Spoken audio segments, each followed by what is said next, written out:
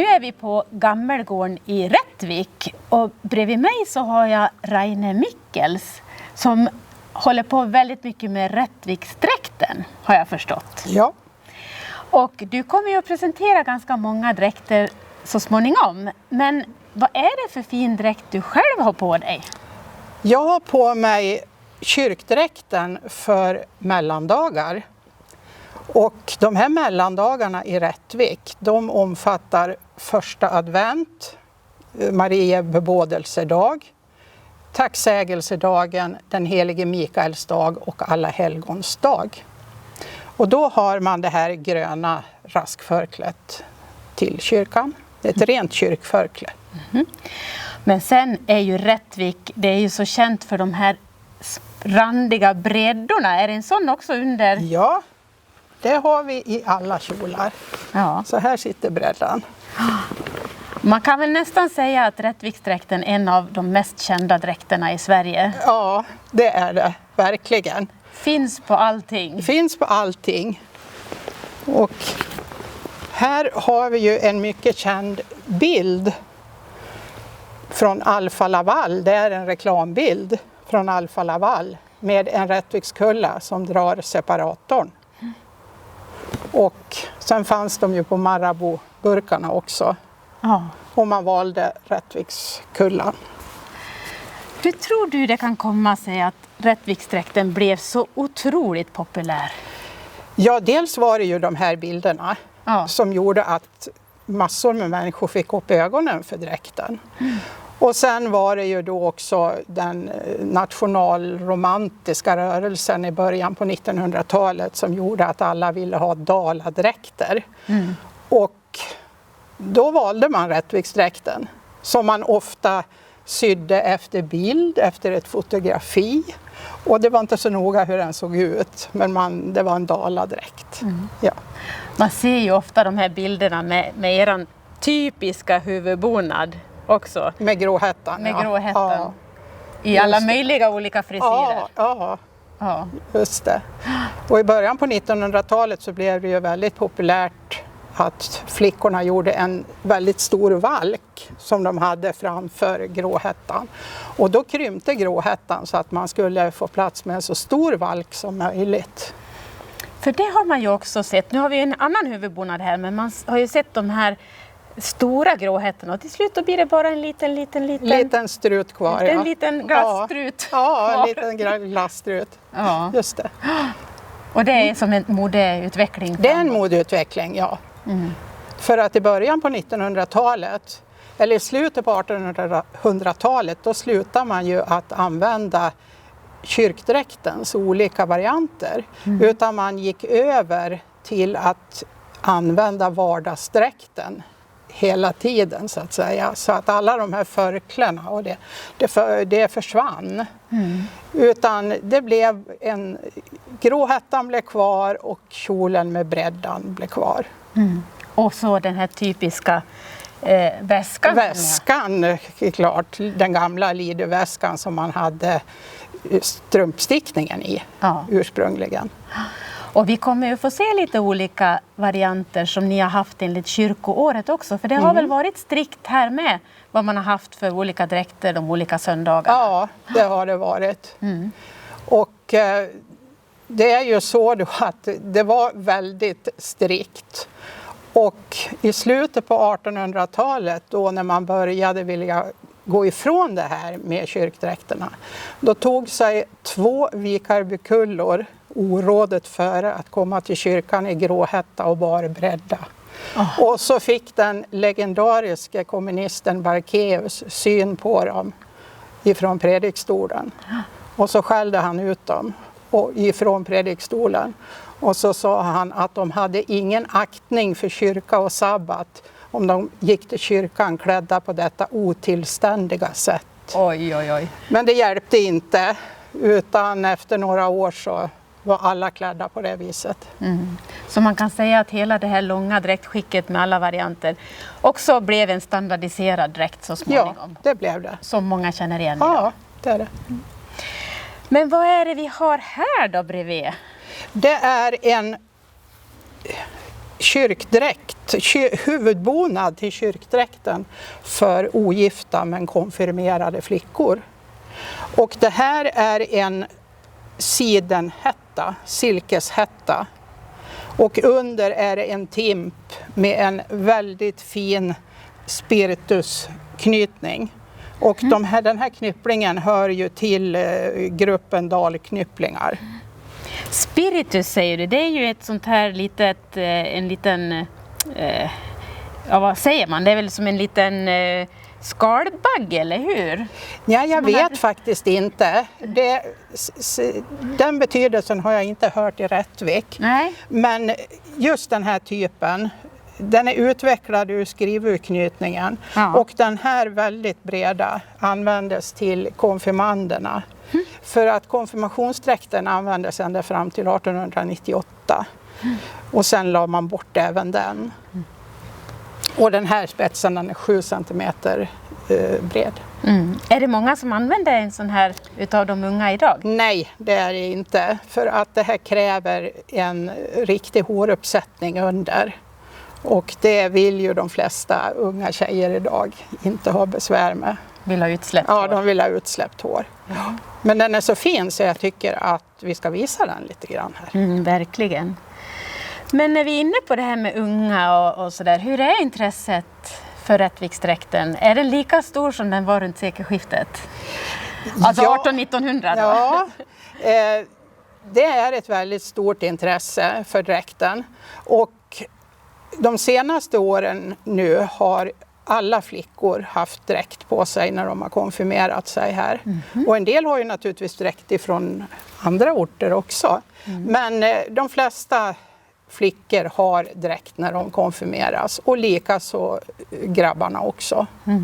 Och de kommer med hatt och blå tröja och är väldigt fina, känner sig fina. Och om man kommer hit till Gammelgården på midsommar, då ser man ju verkligen hur många som har skaffat sig dräkt. Men det är klart att de flesta, de har ju den här grunddräkten som vi säger, 1900-talsdräkten. Så att det är ju ett fåtal som skaffar dräkten med flera olika varianter. Men Raine, ditt intresse för dräkten då? Jag förstår att du brinner för det här. Vad betyder den för dig då? Jag tänker... Ja, först är det ju en identitet. En identitetsmarkör. Och sen är det ju också det att man ingår i ett sammanhang som är större än den enskilda personen, kan man säga. Och jag hörde ett väldigt fint citat i somras. Det var en isländsk kvinna som sa att när jag står framför spegeln och klär mig i dräkt, då står det en lång rad med kvinnor bakom mig. Ja. Och precis så får man väl säga att vi känner det när vi klär oss i dräkten. En stolthet för dräkten. Ja.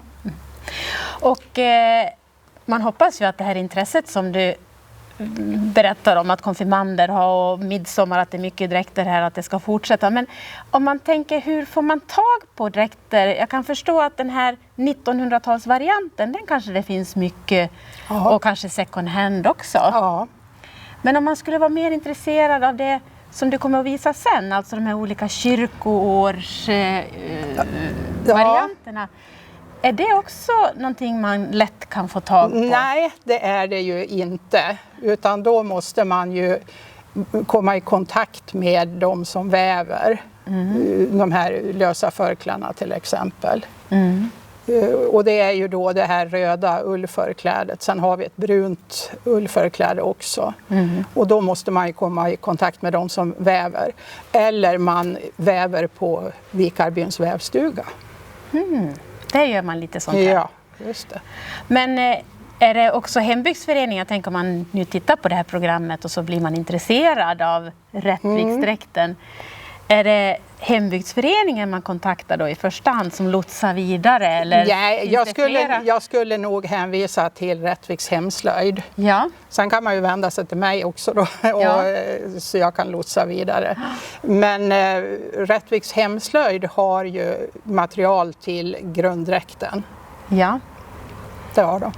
Och där vet jag också, visst finns det en trappa upp vid Rättviks hemslöjd så Ja. finns det mycket second hand Och mycket second hand. försäljning. Ja, just det. Ja. Men kanske framförallt då den här 1900-tals Ja, det kan komma in annat också. varianten. Det kan det göra. Så att är man på jakt efter någonting, då får man vara där och hålla sig ajour med vad som finns, så att säga.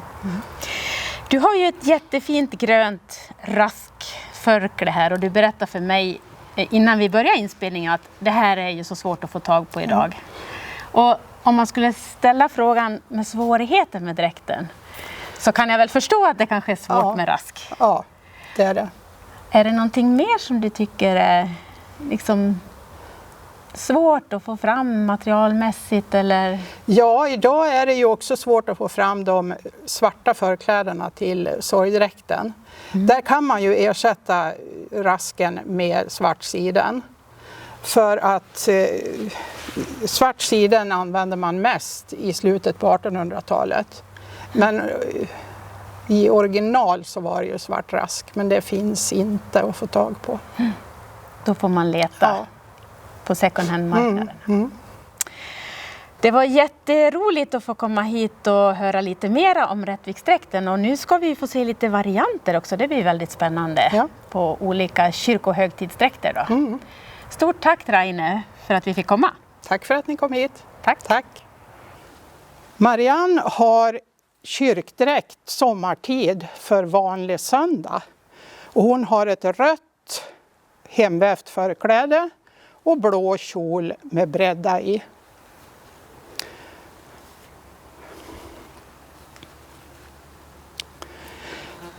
Astrid, hon har kyrkklädseln för midsommardagen och då har hon sina broderade brudhandskar på sig. Hon har ett kattunförkläde och breddan sitter i kjolen. Sen har hon den gröna högtidskjolen. Och även ett rött snörliv. Anders, han har kyrkhatt på sig, kruskrage om halsen, blå tröja och blått livstycke och skinnbrackor och vida sockor. Och han har även knäbälten. Tack. Och sen har vi Ingmarie. Hon är klädd för begravning av familjemedlem. Och då har hon ett svart förkläde, sidenförkläde över breddan. Hon har en svart kjol, vita strumpor och svart tröja. Och på huvudet har hon sin hustruhatt under svepklädet. Svepklädet har man när det är någon familjemedlem som begravs. Hon har sin psalmbok i ett vitt bokkläde under vänster arm.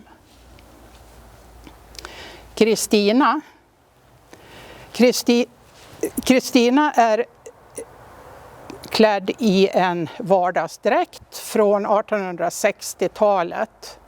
Hon har en stor grå hätta som är stor och mjuk. En kattuns astrasu, kattuns snörvill och sen har hon en gammal variant av ett rött hemvävt förkläde. Och breddan sitter i kjolen. Och kjolen är blå.